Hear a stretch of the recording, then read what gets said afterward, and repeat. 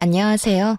서울 근교에서 이혼을 하고 난 후 새로운 인생을 살고 있는 30대 여자입니다. 믿었던 남편과 그보다 더 믿었던 친구의 배신으로 이혼까지 하게 되었는데요. 저를 배신한 친구는 다름 아닌 남편과 저를 만나게 해주었던 친구였어요. 남편은 그 친구의 회사 동료였는데 어느 날 친구가 좋은 사람이 있다며 한번 만나보라고 하더군요.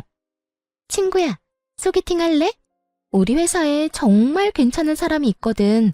뭐 하나 빠지는 게 없는 남자야. 그러니까 한번 만나봐. 소개팅? 그렇게 좋은 사람이면 네가 만나보지 그래. 에이, 나보단 네가 더 잘 어울릴 것 같아서 그러지. 그러지 말고 한번 만나봐. 한번 만나보고 별로면 안 만나면 되잖아. 응? 친구는 부담 없이 만나보라며 저를 설득했고 전 친구의 말대로 부담감 없이 남편을 만나보게 되었죠. 그렇게 만난 남편은 친구의 말대로 정말 괜찮은 남자였어요. 다정하고 밝은 모습의 남편에게 호감이 갔고 남편 역시 저에게 호감을 보이며 연애부터 결혼까지 막힘없이 진행되었죠. 다정한 남편과 시집살이는커녕 늘 여자 눈에 눈물이 나게 만들면 자기 눈엔 피눈물이 난다고 안 사람에게 잘하라고 신신당부하는 시부. 거기에다 죽고 사는 문제가 아니라면 안부 연락도 하지 말라는 시모까지. 그야말로 저희만 잘 살면 되는 그런 가정이었어요. 그랬기에 저희는 신혼 초에도 그 흔한 말싸움 한 번도 한 적이 없었는데 시댁 문제가 없던 것도 있긴 했지만 그보다는 워낙 저와 남편의 생활 스타일이 비슷하기도 했고 남편이 저 못지않게 깔끔한 편이라 굳이 제가 입댈 것이 없기도 했어요. 저희는 평일엔 서로 바쁘게 직장 생활에 집중하고 주말엔 온전히 부부만의 생활을 보내곤 했죠. 그렇게 더할 나위 없이 만족스러운 결혼 생활을 하고 있었는데 어느 날부턴가 남편의 퇴근 시간이 점점 늦어지기 시작하더군요. 평일에 하루 이틀 늦는 것이야 회사 일이 바쁜가 보다 하고 넘길 수 있었지만 주말까지 출근해 늦은 시간에나 집으로 돌아오니 아무래도 이상한 생각이 들기 시작하더군요. 생각에 꼬리에 꼬리를 물기 시작하니 그 생각은 끝도 없이 상상의 나래를 펼치게 되더라고요. 이런 나쁜 상상은 결코 이로울 것이 없다고 생각한 저는 결국 남편을 소개해 주었던 친구에게 직접 연락을 하게 되었죠. 혜민아, 요즘 회사 일 많이 바빠? 응? 갑자기 회사 일은 왜? 그게 요즘 우리 남편이 계속 늦어져서 평일엔 그러려니 하는데 주말까지 회사 출근해서 늦어지니까 아무래도 걱정도 되고 이상한 생각도 막 하게 되는 거 있지? 그래서 너한테 이렇게 물어보는 거야. 어머, 그랬어?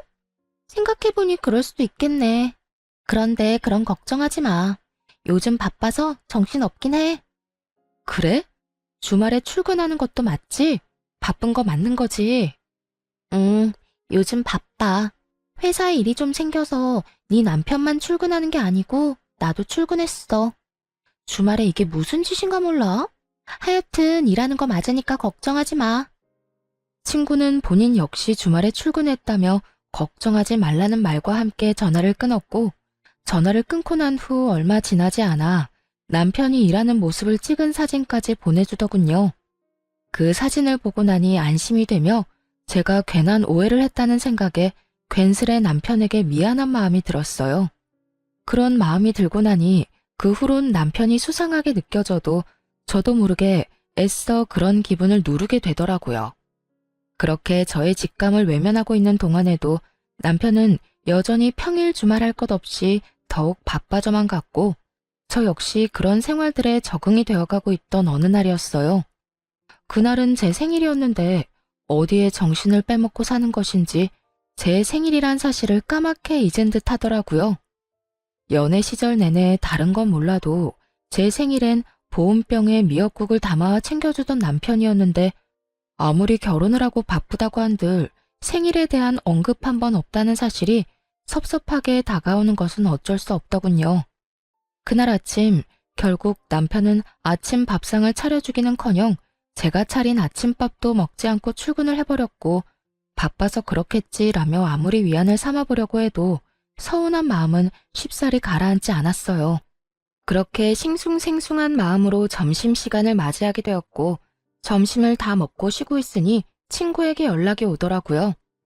생일 축하해, 유진아. 고마워. 역시 친구가 최고네. 매년 이렇게 잊지 않고 연락하고 말이야. 당연하지. 잊을래야 잊을 수가 없지. 오늘 아침에 미역국은 먹었어? 네 남편이 올해도 당연히 미역국은 끓여줬지? 연애 시절부터 저희 부부를 지켜봤던 친구는 당연하다는 듯 미역국을 먹었냐고 물어왔고, 전 그 순간 실망한 목소리를 감추지 못한 채 하소연을 하게 되었어요. 미역국은 무슨? 아침밥도 같이 못 먹었어. 회사 일에 정신이 다 팔려버렸는지 내 생일인 것도 기억 못하는 것 같더라니까. 바빠서 그럴 거라고 하고 생각은 하는데 섭섭한 건 어쩔 수가 없네. 그래? 난 당연히 챙겨줬을 거라 생각했는데. 사실은 며칠 전에 네 남편이 휴대전화로 여자 목걸이를 신중히 고르는 걸 봤거든. 아, 저녁에 파티해주려고 하는가 보다. 정말? 목걸이를? 그래. 그러니까 너무 나쁘게 생각하지 말고 조금만 기다려봐. 그래야겠다. 그깟 선물이 뭐라고 또 마음이 풀리네. 으이구, 다 그렇지 뭐. 일단 끊고 기다려봐. 친구의 전화를 끊고 전 섭섭했던 마음이 풀리며 괜한 기대를 품게 되더라고요. 남편이 친구의 말처럼 여자 목걸이를 고르고 샀다면 그건 제 것이라 확신했기 때문이었어요.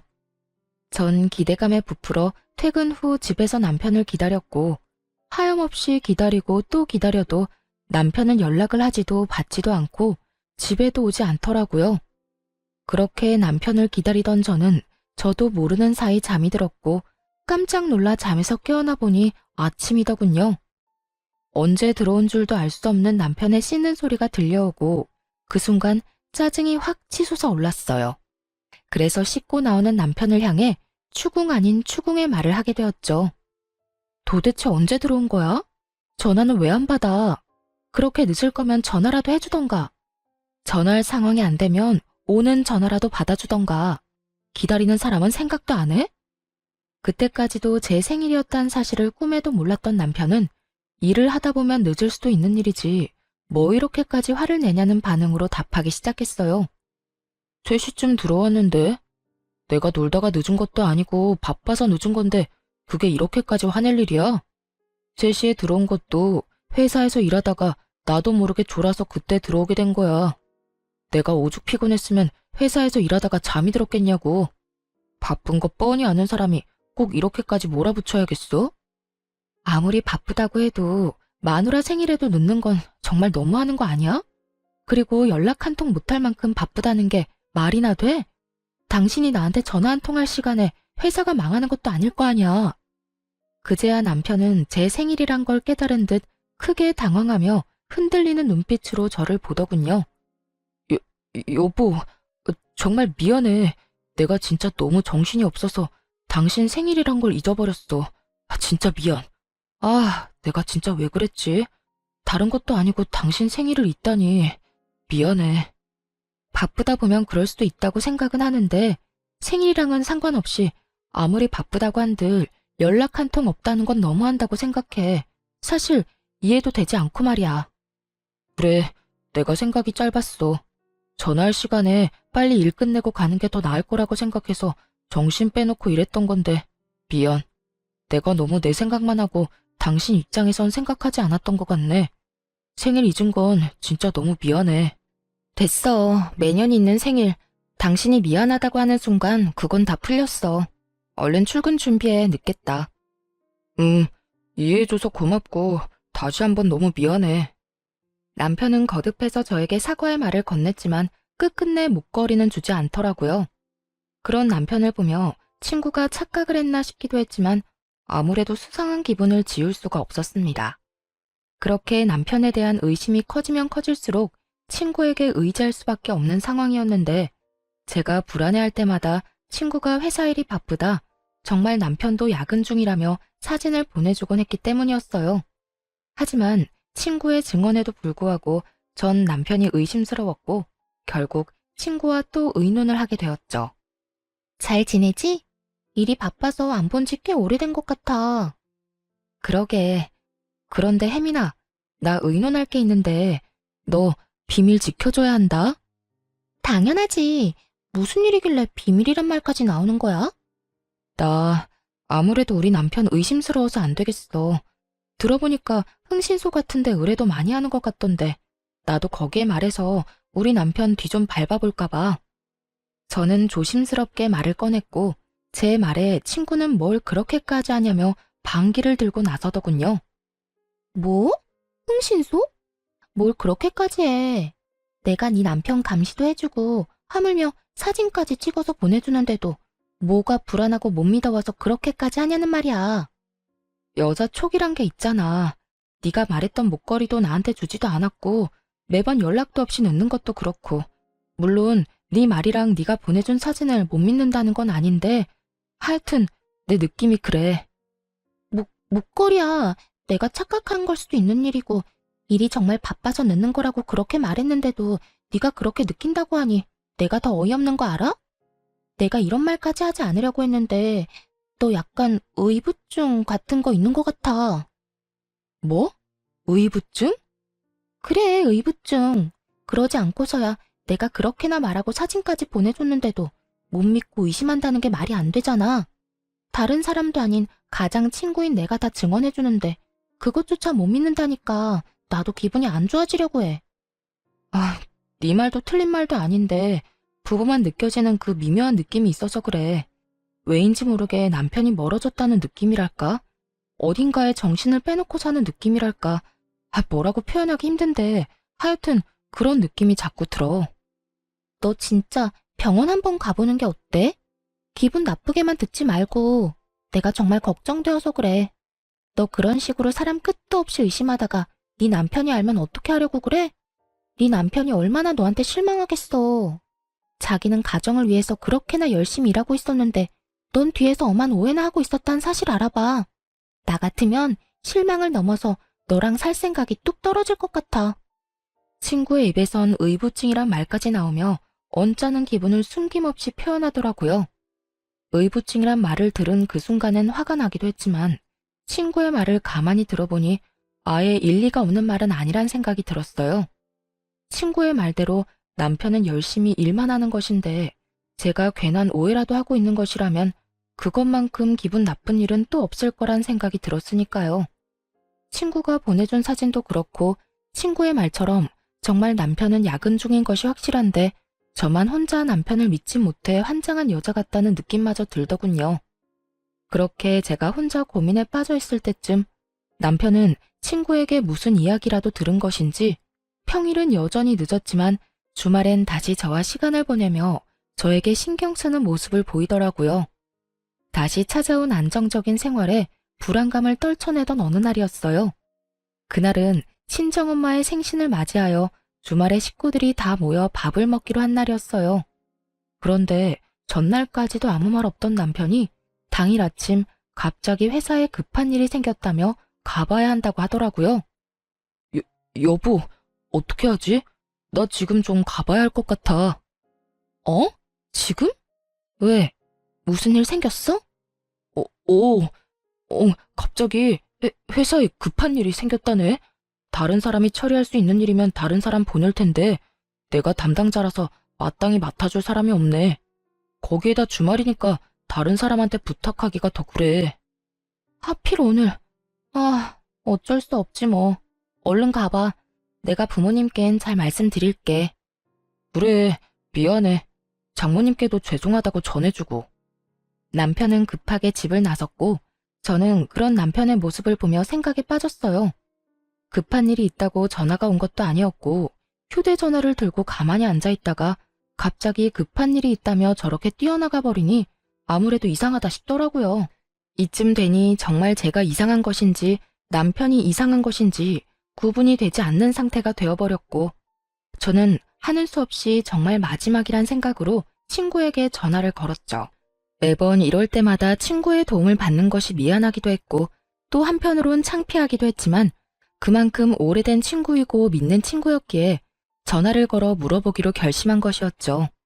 그런데 전화를 받은 친구는 다 죽어가는 목소리더라고요. 너 어디 아파? 목소리가 왜 이래? 몸살인 것 같아. 열이 39도까지 올라서 떨어질 생각을 안 하네. 뭐? 39도? 열이 그렇게 심한데 그러고 있으면 어떻게 해? 너 집이지? 병원은? 조금 있다가 가려고. 도저히 혼자 갈 수가 없어서 친구 좀 오라고 했어. 그래? 다행이네.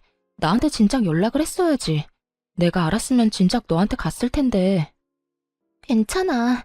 병원 다녀오면 괜찮아질 테니까 너무 걱정하지 마. 어이구, 참도 괜찮겠다. 집에 먹을 것도 없지? 죽 시켜놓을 테니까 병원 다녀오면 꼭 챙겨 먹고 약 먹어. 응, 고마워. 그렇게 걱정스러운 마음으로 전화를 끊으려는 순간 전 듣고야 말았습니다. 나 왔어. 많이 아파? 얼마나 급하게 간 것인지 다 느껴지는 헐떡이는 남편의 목소리를 말입니다. 헉헉거리면서도 그 목소리엔 걱정과 우려가 가득해 보였고 친구가 전화를 다급히 끊음으로 인해 저는 지금 친구의 집에 가 있는 남자가 제 남편임을 확신하게 되었습니다. 100번, 1000번을 생각해도 그건 남편의 목소리였고 차분히 이게 무슨 상황인가에 대해 흥분하지 않고 생각하려고 했었어요. 친구가 남편을 소개해줬다는 것을 배제하고 생각을 해보니 그간 이해되지 않았던 조각조각들이 맞아떨어지며 제가 친구라고 믿었던 가장 오래되고 가장 의지했던 친구가 더는 친구가 아닌 상간녀라는 사실이 와닿기 시작했어요. 남편보다 친구에 대한 배신감이 더욱 커 손발이 다 떨려오더라고요. 우선 마음을 진정시키고 친구가 눈치채지 못하게 약속했던 죽을 보내고 걱정스러운 마음이 가득한 문자를 보내주었어요. 제가 그런 문자까지 보내자 친구는 안심하는 듯했고 친구는 한술 더 떠 괜히 이런 말을 하더라고요. 요즘 회사가 바빠서 네 남편은 오늘도 출근한 걸로 아는데 내가 아파서 큰일이네. 너 요즘 걱정도 많은데 내가 나서서 네 남편 일을 좀 도와야 일찍 퇴근도 하고 그럴 텐데 말이야. 네가 보낸 죽 먹고 내가 얼른 나와서 네 남편에게 도움이 되도록 할게. 모든 사실을 알고 이 문자를 받게 되니 이때껏 저를 이딴 식으로 속였다는 생각이 확 들며 정말 이가 다 갈리게 화가 나더군요. 얼마나 제가 멍청하고 만만해 보였으면 다른 사람도 아닌 가장 친한 친구의 남자와 이딴 짓을 벌이나 싶기도 했고요. 그날 전 모든 것을 확실하게 알게 되었고 제가 알게 된 모든 것에 확신하게 되었습니다. 전 바로 상간녀가 그렇게 말리던 흥신소에 의뢰하게 되었고 며칠 뒤 두 사람이 어떻게 관계를 가지고 있는지 더 자세히 알게 되었죠. 안녕하세요. 지금까지 조사한 사실을 알려드리려고 연락드렸습니다. 우선 남편분과 상간녀는 함께 움직이는 일이 거의 없더라고요. 아주 조심성이 뛰어나고 철저하게 관계를 숨기고 있었어요. 사모님이 알고 계신 것처럼 야근을 하긴 하는데 기껏해야 7, 8시까지 하고요. 상간녀가 동료들이랑 먼저 퇴근을 하고 나면 1시간쯤 뒤에 남편분이 슬슬 회사에서 나와 차를 몰고 상간녀 집 근처로 가더라고요. 그리고는 근처에 차를 세워두고 택시 타고 상간녀의 집으로 가는 것을 확인했습니다. 어찌나 조심 또 조심하는지. 제가 이 일 시작한 지 꽤 됐는데도 쫓는 내내 긴장이 다 되더라고요. 그 정도로 조심성이 많은 사람들이라 외부에선 둘만의 시간을 보내는 일은 전혀 없었고요. 사람들과 다 함께 있을 때조차 말 한 번 섞는 일이 없었어요. 그런데 그 미묘한 눈빛 교환을 하는 순간이 있었는데 그 순간마다 상간녀가 습관처럼 목걸이를 만지작거리더라고요. 아마 그 목걸이를 남편분이 사준 것 같았어요. 일단 사진들은 따로 보내드릴 거고 조금 더 지켜보고 또 연락드리겠습니다. 끝끝내 풀리지 않았던 목걸이에 대한 궁금증이 풀리던 순간이었어요. 남편이 고르고 있던 목걸이는 제 생일 선물이 아닌 상간녀의 선물이었고 그것이 자신의 선물이라곤 생각지도 못했던 상간녀가 저에게 실수로 목걸이 이야기를 해버렸던 것이었죠. 생일 당일 남편은 상간녀에게 목걸이를 걸어주며 좋은 시간을 보내느라 그 새벽에 들어온 것이었어요. 외도 사실을 알게 되며 대충 예상은 했었지만 퍼즐 조각이 점점 더 맞춰질수록 그 절망감과 배신감은 정말 말로 할 수 없을 정도로 크게 다가오더군요. 전 도무지 이게 다 어떻게 된 일인지 더 알아볼 필요성을 느꼈고 한 달에 한 번씩 있는 남편의 회식 날만 기다렸죠. 남편은 늘 그렇듯 그날 역시 만취가 된 상태로 집으로 돌아왔고 전 남편의 손가락으로 남편의 휴대전화 잠금을 풀어 살펴보게 되었습니다. 그곳엔 두 사람의 대화가 고스란히 남아 있었는데 그 내용은 정말 충격 그 자체였어요. 자기, 오늘도 집에 바로 가? 알겠지? 왜? 요즘 계속 집에 바로 가서 집사람도 이제 의심 안 하는 것 같은데. 내가 말했잖아. 유진이가 흥신소에까지 의뢰하려고 했었다고. 이럴 때 당신이 계속 의심스러운 행동 해봐. 내가 의부증으로 몰든 말든 그냥 하고 싶은 대로 하고도 남으래라니까. 이번 주까지는 그 일찍 집에 들어가고 다음 주부터 우리 집에 놀러와. 꼭 이렇게까지 조심해야 해?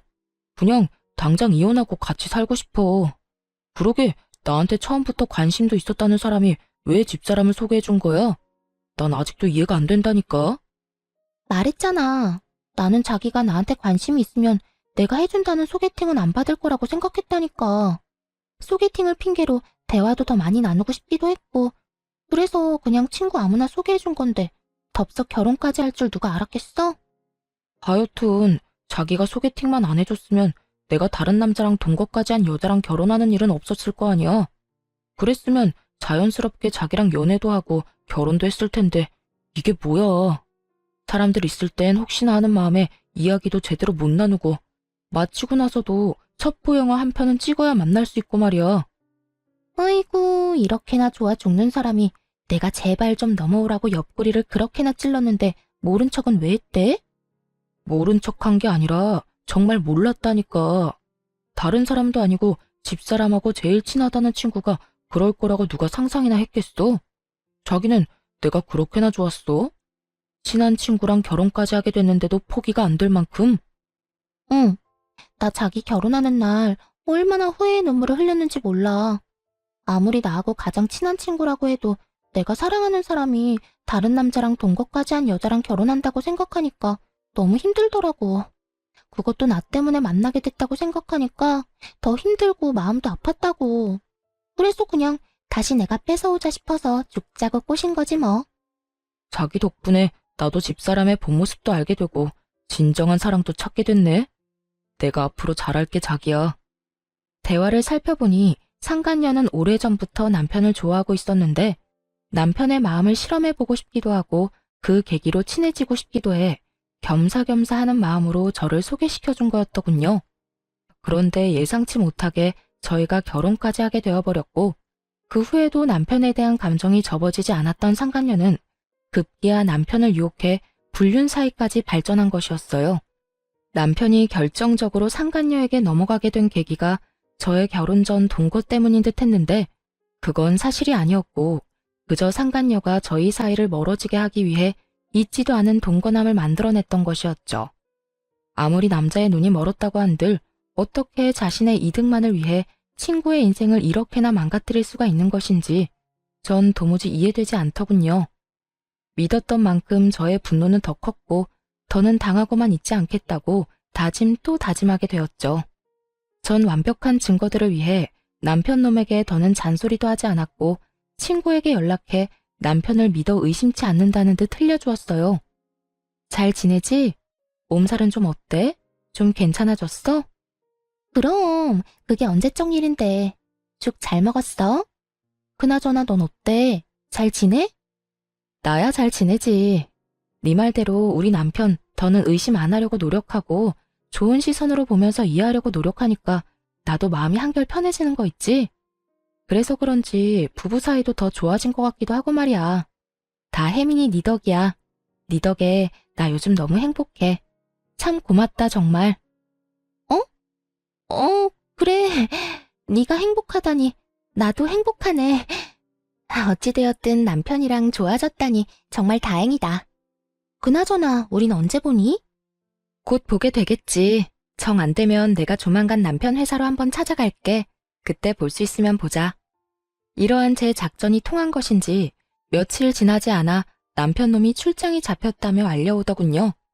그렇게 조심 또 조심하던 두 사람의 여행이란 걸 전 직감적으로 확신했고 두 사람의 여행을 기다리며 전 저대로 이혼을 준비하기 시작했습니다.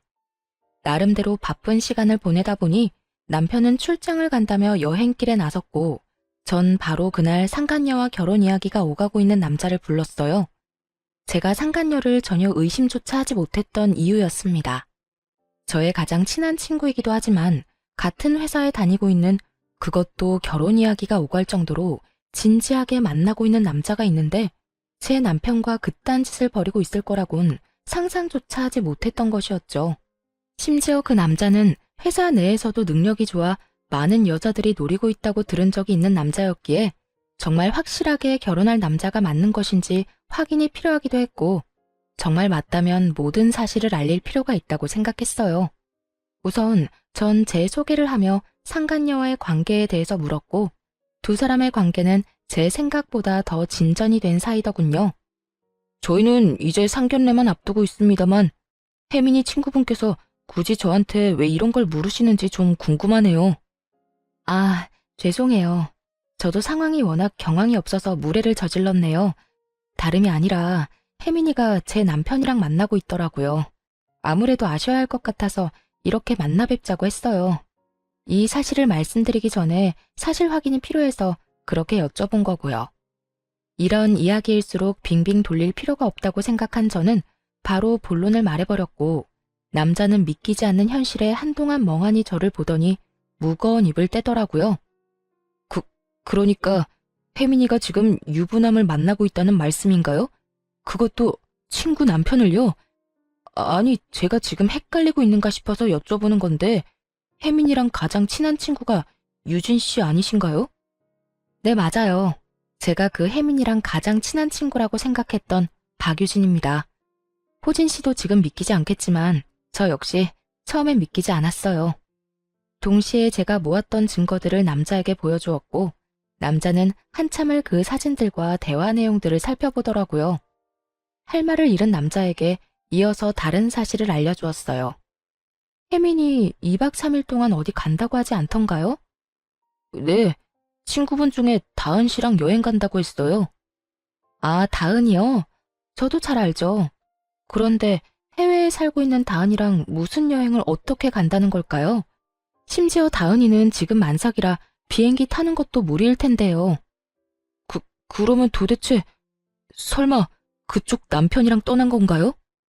네, 제 남편은 회사에서 급하게 출장을 간다고 하더라고요. 공교롭게다 2박 3일 동안 말이죠. 우연이라 하기엔 너무 맞아떨어지지 않나요? 그제야 남자의 눈빛이 거침없이 흔들리기 시작하더군요. 그 흔들리는 눈빛의 의미는 그제야 제 말을 믿는다는 뜻과 다름이 없었고, 저희는 복수라는 배를 함께 타기로 했습니다. 그렇게 저희가 복수 계획을 세우는 사이 남편과 상간녀는 가짜 출장, 가짜 여행에서 돌아왔고, 흥신소에서 실시간으로 보내준 사진에는 두 사람의 행복한 모습으로 가득하더군요. 대망의 다음 날, 남편은 출근을 했고 전 점심시간 때쯤 회사로 찾아갔죠. 제가 회사에 가니 이미 상간녀는 자신의 약혼자 앞에 서서 빌고 있고, 남편은 상간녀의 약혼자 앞에 서서 고개를 푹 숙이고 있더군요. 그야말로 난리도 그런 난리가 또 없더군요. 전 상황을 지켜보다 그 사람들에게 다가갔고, 저를 발견한 상간녀가 다가와 양심도 없이 화를 내기 시작하더군요. 네가 어떻게 나한테 이럴 수가 있어. 다 알았으면 나한테 뭐라고 하면 되지. 왜 내 예비 신랑한테까지 다 말하냔 말이야. 네가 이러고도 내 친구야? 누가 누구한테 하고 싶은 말인데 낯짝도 두껍게 이런 말을 하는 상간녀를 보며 이 정도 뻔뻔하면 돼야 친구 남편이랑 놀아나는구나 싶더라고요. 저도 쏟아붓는 상간녀를 향해 지지 않고 쏘아 붙여줬어요. 친구? 네가 지금 나한테 친구라는 단어를 쓸 자격이나 된다고 생각하니? 친구 남편이랑 놀아난 주제에? 애초에 내 남편이 그렇게 좋았으면 네가 갔지 왜 나한테 소개해준 거니? 이 모든 게 다 너 때문이란 생각은 안 해? 양심이 없으면 염치라도 있던가, 그마저도 없으면 눈치라도 있어서 입을 다물고 있던가. 네 입에서 나오는 한마디 한마디가 다 주옥 같아서 내가 이 상황에 웃음이 다 나오려고 한다. 나라고 두 사람이 결혼까지 할 거라고 생각하고 소개했겠어? 그리고 난 네 남편이랑 너 이혼까지 시킬 마음이 없었다고. 그저 나도 결혼하기 전에 잠시 스쳐가는 바람처럼 가볍게 만난 것뿐이라고. 가볍게 만났다는 사람들이 퇴근하고 매일같이 한 집에서 만나 시간 보내고 이번엔 출장 간다고 하면서 여행까지 다녀왔어? 네 기준엔 그게 가벼운 거니? 그것까지 어떻게... 혹시 그때 말했던 흥신소? 그게 중요하니? 어떻게 알았든 나랑 가장 오래되고 가장 친했던 친구인 너랑 검은 머리 팥뿌리가 될 때까지 잘 살아보자고 했던 내 남편이랑 불륜을 저지르고 있었단 게 제일 중요하지 않니? 그리고 네가 이혼시킬 마음이 없었다고 하면 내가 그렇구나 하고 이혼하면 안 돼? 이 판국의 이 상황에 어떻게 너한테 이럴 수 있냐고 물었지? 그 말 그대로 돌려줄게. 네가 어떻게 나한테 이럴 수가 있어? 그러니까 서로 이런 일 없게 네가 몰랐으면 좋잖아. 그러면 나도 아무 일 없다는 듯 결혼했으면 됐고 그랬으면 네 남편도 제자리 찾아갔을 거 아니냐고. 이제 정말 얼마 안 남았는데 왜 이제 와서 이 난리를 부리는 거야? 넌 정말 끝까지 기대 이상이네. 친구 남편이랑 놀아나면서 네 결혼은 무사히 할 수 있을 거라 생각했나 본데 절대 그렇게는 안 되지. 적반하장도 유분수로 나오는 상간녀를 뒤로한 채 상간녀의 약혼자를 바라보았고 제 눈빛을 읽은 약혼자가 상간녀에게 다가오더니 사람들 다 보는 앞에서 파혼을 선포해버렸습니다. 우리 결혼 없던 걸로 하자. 이미 우리 부모님께는 충분히 다 설명해드렸고 나 역시 마음 정리 끝난 상태야. 그러니까 더는 연락도 하지 말고 구질구질하게 찾아올 생각도 하지 마. 자기야, 그러지 말고 내 말 좀 들어봐.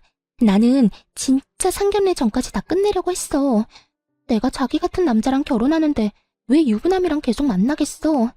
정말 자기랑 결혼하기 전에 다 끝내고 우리 가정에 집중하면서 살려고 했었다고. 네가 그렇게 말하면 내가 고마워하면서 널 받아줘야 해? 어찌되었든 네가 날 만나면서 유부남을 만난 건 사실이잖아. 어찌되었든 양다리였잖아. 멀쩡한 총각도 아니고 유부남을 만났다니 더 충격적이어서 그렇지. 이러나 저러나 난 절대 양다리는 용서 못해. 그러니까 파혼하자. 약혼자는 그대로 뒤를 돌아 자리를 빠져나갔고 상간녀는 주저앉아 통곡을 하고 울더라고요. 그런 상간녀를 하염없이 바라보던 남편은 그제야 저에게 다가와 울고불고 매달리며 애원하기 시작했어요. 여보, 내가 진짜 잘못했어. 미안해. 난 정말 잠깐만 가볍게 만나고 끝내려고 했었어. 당신이랑 이혼까지 하려고 했던 게 아니라 혜민 씨 말처럼 스쳐가는 바람처럼 잠시 만나고 깨끗하게 끝내려고 했다고. 그런 사람이 하루라도 빨리 이혼하고 쟤랑 살고 싶다고 했니? 밖에서 그딴 짓이나 하면서 가정은 또 지키고 싶었다고? 너나 전현이나 참 뻔뻔하다 뻔뻔해. 내가 얼마나 만만했으면 감히 내 앞에서 그딴 말을 할 수가 있는 거야? 너도 정신 좀 차려라. 네가 가정을 지키고 싶든 말든 나는 무조건 이혼이니까 그런 줄 알고 이혼이나 준비해. 이혼이라니, 난 절대 못해. 우리가 어떻게 이혼을 해? 나 바로 혜민 씨랑 끝낼게. 바로 끝낼 수 있어. 그러니까 내가 저지른 잘못 한 번만 눈 감고 넘어가줘. 이번 한 번만 그냥 넘어가주면 내가 평생 잘하면서 살게. 응? 평생 네 사랑 혜민이한테나 잘하고 살아. 너도 이혼남, 쟤도 파혼녀 되면 이제 당당하게 살 수 있는데 왜 굳이 나랑 살려고 그래? 그거야, 내가 사랑하는 사람은 당신이니까 그렇지. 하여튼 난 절대 이혼 못해. 그렇게 이혼이 싫다는 인간이 다른 사람도 아닌 내 친구랑 바람을 피웠어? 그냥 모르는 여자랑 외도를 저질렀다고 해도 치가 떨리는데 내 친구랑? 지금 내 기분이 어떨 것 같니? 상상이나 되니? 그런데 나보고 참으라고, 한 번만 눈 감아달라고? 네가 한 짓을 생각해보고 그딴 말을 해. 내가 입이 10개라도 할 말이 없는 상황인 거 잘 알아. 그런데 여보, 우리 정말 좋았잖아. 우리 집에서도 당신 너무 좋아하고 나 역시 당신 없이는 못 살 정도로 당신 사랑해. 그러니까 내가 이런 상황에서도 이혼만큼은 안 된다고 이렇게 매달리는 거잖아. 당신도 이런 나 봐서라도 다시 한 번만 생각해보자, 응? 널 봐서 다른 생각이 떠올라야 잘 생각을 해보든 말든 하지. 난 당신 보면 딱 한 가지 생각밖에 안 떠올라. 우린 이혼할 거고 당신이랑 나랑은 이제 끝이야. 여보, 제발. 나 진짜 죽어. 나 당신 없으면 진짜 큰일 날 수도 있다고. 그건 당신 문제니까 당신이 알아서 하고. 소장 보낼 테니 그거나 잘 받아보고 법원에서 만나자. 전 마지막까지 울고불고 매달리는 남편을 뿌리치고 나오며 시댁에 전화를 걸어 모든 사실을 알려버렸고 그 후 이혼을 진행하게 되었어요. 당연히 두 사람 모두에게 위자료를 받게 되었고 또 당연하게 두 사람은 회사에서 나오게 되었죠. 그 많은 사람 앞에서 그 꼴을 다 보였는데 어떻게 회사 생활이 가능하겠어요? 전 남편은 저와 결혼을 하며 이것저것 준비하느라 이미 퇴직금을 다 써버려 위자료를 대출받아 주었고 상간녀 역시 별반 다르지 않았죠. 빚쟁이인 두 사람은 하는 수 없이 전 시댁에서 신세를 지고자 찾아갔지만 모든 사실을 알고 있던 부모님들은 두 사람이 준비한 말을 꺼내기도 전에 두 사람을 쫓아내버렸다고 하더군요. 그렇게 빚쟁이 두 명이 잘 살아가겠지 했는데 1년도 채 지나지 않아 상간녀에게서 전화가 왔더라고요. 이미 전화번호도 다 바꿔버려 연락될 일이 없을 거라 생각했는데 지인들에게 물어물어 전화했다고 하더군요. 왜 전화했는데? 전화한 용건이 뭐냐고. 너 왜 나한테 말 안 했어? 왜 나한테 이런 집안이란 걸 말하지 않았느냐고. 시어머니가 무슨 벼슬인지 아나. 하루가 멀다고 연락해와서 날 들들 볶아대는데 내가 아주 못 살겠다고. 네가 진작 이런 집안인 걸 말해줬으면 내가 이런 남자랑 살지도 않았을 거 아니야. 이야기를 들어보니 저에겐 한없이 다정하고 간섭조차 하지 않던 전시모가 상간녀에겐 모진 시집살이를 시키는 듯 하더라고요. 상간녀는 울분을 토하며 저를 원망하고 있었고 전 그런 상간녀에게 있는 사실 그대로 다 말해주었어요. 어머, 너한텐 시집살이 시키니?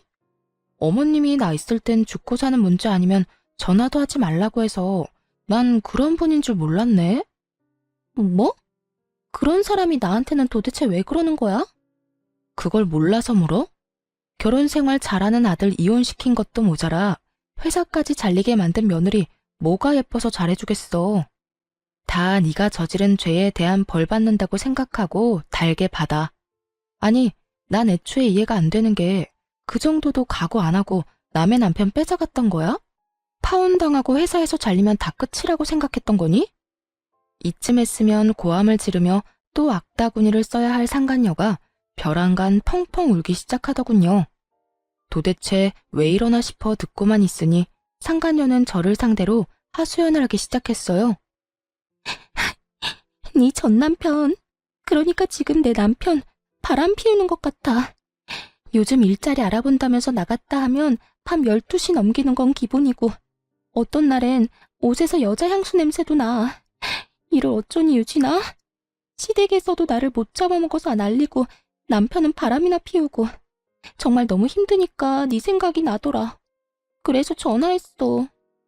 도대체 왜 우나 했더니 이런 이유가 있더군요. 전 남편은 취업을 핑계 삼아 밖으로 나돌며 외도를 저지르고 있었고 본인이 그런 상황이 되자 예전에 자신이 뒤통수 때린 옛 친구가 그리웠던 거죠. 아무리 그래도 자신이 이렇게 연락할 처지가 못 되는데 얼마나 뻔뻔하면 이런 연락까지 하는지 한심해 죽겠더라고요. 왜? 나한테 위로라도 받고 싶니? 이 일을 어쩌냐면서 같이 울어라도 줘? 아님 남편이 바람나서 이혼한 경험자로서 훅이라도 들려줄까? 도대체 뭘 바라고 나한테 전화해서 이런 말을 하는 거야? 그때도 그랬지만 난 도무지 네가 이해가 안 된다. 그런 게 아니라 나도 흥신소에 의뢰라도 해볼까 싶어서 그래.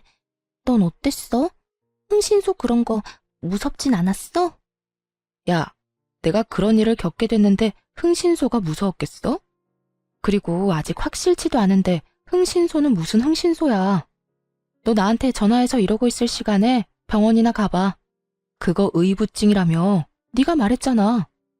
혹시나 네가 나한테 말했던 것처럼 정말 가정을 위해서 취업하려고 힘쓰고 있는데 네가 오해하는 거면 어쩌려고 그래?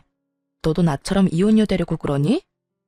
전 그 옛날 상간녀가 저에게 해주었던 말을 그대로 돌려주었고 상간녀는 노발대발 화를 내기 시작하더군요. 뭐? 의부증? 다른 사람은 몰라도 네가 나한테 그런 말을 하면 안 되지. 결국 그 남자가 나랑 바람 피워서 너 이혼했던 거 기억 안 나니? 기억나지. 그런데 그런 남자랑 사는 네가 나한테 전화해서 하소연하면 안 되는 건 모르니? 내 전 남편이자 네 남편이 바람을 피우는 것 같다고? 그 정도 외도면 그건 병인 것 같은데 그냥 데리고 살아라. 어쩌겠니? 뭐라고? 다 들었으면서 왜 못 들은 척해. 그냥 데리고 살라고. 네가 죽고 못 살아 나한테서 뺏어간 그 남자 업보라고 생각하고 그냥 잘 데리고 살아주라고. 그리고 다신 나한테 전화해서 이딴 소리도 좀 하지 마. 다신 연락도 말라는 제 말에 상간녀는 갑자기 불쌍한 척을 하기 시작하더니 다 기어서 들어가는 목소리로 매달리기 시작하더군요. 너랑 내 이야기 다 소문나서 애들이 내 이야기는 들어주지도 않아. 네 번호도 전화 10통은 넘게 돌려서 알아낸 거라고. 지금 내 상황이 이런데 내가 누구한테 하소연하겠어. 그러니까 너라도 나한테 좀 잘 대해주면 안 될까? 나 진짜 너무 힘들어서 그래. 이제 와서 친구 사이로 돌아가고 싶다는 듯 말하는 상간녀를 보는데 다시 화가 치솟아 오르더라고요. 제가 얼마나 만만했으면 지금 이딴 소리까지 뻔뻔하게 내뱉을 수 있는지. 난 너랑 다시는 연락도 하고 싶지 않아서 전화번호도 다 바꿨더니 이제 무슨 짓인지 모르겠다. 잘 대해달라고? 넌 진짜 내가 무슨 호구인 줄 아는구나. 우리 친구 사이는 이미 네가 내 남편이랑 놀아날 때 다 끝났고 난 지금도 앞으로도 너랑 연락하고 지낼 생각 없으니까 네 가정일은 네가 알아서 하고 다신 전화 끊어. 전 그대로 전화를 끊어버렸고 그 후론 상간녀에게 전화는 오지 않았지만 문자는 오더라고요. 전 남편이 한눈에 봐도 어린 여자와 외도를 저지르고 있는 사진과 함께 말이죠. 이것 봐. 내 말이 맞았어. 저 여자 22살이란다. 정말 양심이라고는 없는 인간 아니니? 어떻게 띠동갑도 넘는 여자애를 만나. 나도 이혼할 거야. 이걸 어떻게 참고 살아? 네 말대로 이놈은 병이야, 병. 외도로 이혼한 놈이 재혼해서 또 외도를 저지르다니. 이게 말이나 된다고 생각하니? 상간녀는 저에게 맞장구라도 바라는 듯 물음표 가득한 문자를 보냈고 전 아무런 대답도 하지 않았어요. 그저 전 그 문자를 마지막으로 상간녀를 차단해버렸고 그들의 결말은 보지 않아도 뻔하다고 생각했습니다. 그렇게 저와 그 지긋지긋한 인연은 끝이 났고 저는 제 생활을 잘하며 잘 지내고 있어요. 이혼하고 난 후 처음엔 믿었던 친구와 사랑했던 남자의 배신이 힘들기도 했고 울기도 많이 울었는데 이젠 많이 안정된 상태랍니다. 주변도 많이 둘러보게 되었고 제 곁을 지켜주는 사람들에게 감사한 마음을 느끼고 좋은 시간을 보내고 있어요. 주말엔 산에 가기도 하고 자전거를 타고 라이딩을 하기도 해요. 아무래도 몸을 움직이는 게 잡생각 있는 데는 제일 탁월한 것 같아 시작한 것들인데 하다 보니 저에게 잘 맞는 것 같아 취미생활로 자리를 잡아버렸네요. 그것 말고도 좋아하던 그림도 다시 그리고 있어요. 심리적으로도 많이 안정되고 여러모로 좋아 한동안은 계속할 예정이에요. 요즘엔 좋은 사람도 만나 연애까지는 아니지만 자주 만나 좋은 시간을 보내고 있어요. 그 사람 덕분에 많이 웃기도 하고 많이 행복한 순간이 있기도 해요. 지금 만나는 사람에게 많은 고마움을 느끼기도 하고 저 역시 그 사람에게 행복감을 주려고 노력하며 지내고 있어요.